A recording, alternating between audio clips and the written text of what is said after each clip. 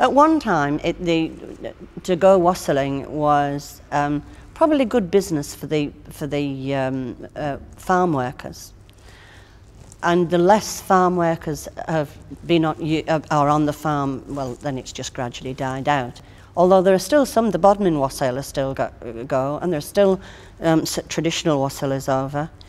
What happened was there, in some of the places, certainly outside Whitby, maybe 100 years ago, it was noted that 150 men had got dressed up, had got blacked up, had got their swords with them and everything, and they descended down. They were all farm labourers from all the farms all around, and they descended down into Whitby, and they were noisy, and it's all in the Whitbys again. And they were noisy, and they did this and they did that, and they had to be, you know.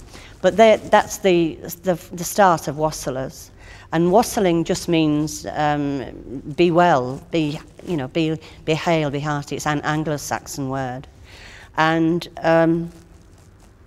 they went round with a wassail bowl. The bowl was usually made out of some form of fruit tree. They'd chop a fruit tree down, a cherry or something like that, and make a bowl out of it. And they'd fill the bowl with, in the West Country, it was cider, because that's where cider was made. In other places, it would be beer. Well, in the hop country, it would be beer. But anyway, it was put in. Little bits of toast would go up in the trees, and they'd throw the cider or the beer or whatever it was over the trees, and say, you know, give us a good harvest for the next year. And then they would go from house to house, and the people in the houses thought it was unlucky not for them to do it. So they were all invited in and all given either money or Christmas cake or whatever season it was. Wassailing like that only went on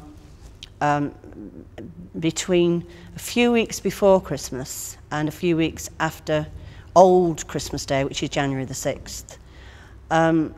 By the plough lads, by the horsemen, all these people that worked on the farm, because work at that time of year was very scarce. And so they did something, and the reason they disguised themselves, in the north we called them guisers, and the reason they disguised themselves was because they were going banging on doors and shouting and stuff, and they didn't want their masters, the people who employed them, they didn't want them to know that it was them. So it was almost like an anonymous license to go begging, I suppose.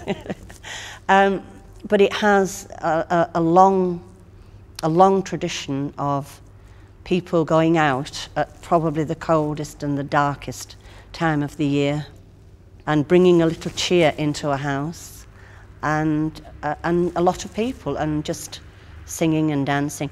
You'd get a mummers play with that too.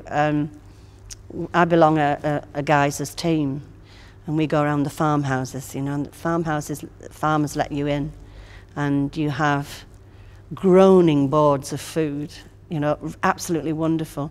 They usually make a hot mulled wine, and so by the time we get home, we have to have a driver who stays on the orange juice. But don't tell anybody, because nobody knows who I am, because we're all disguised.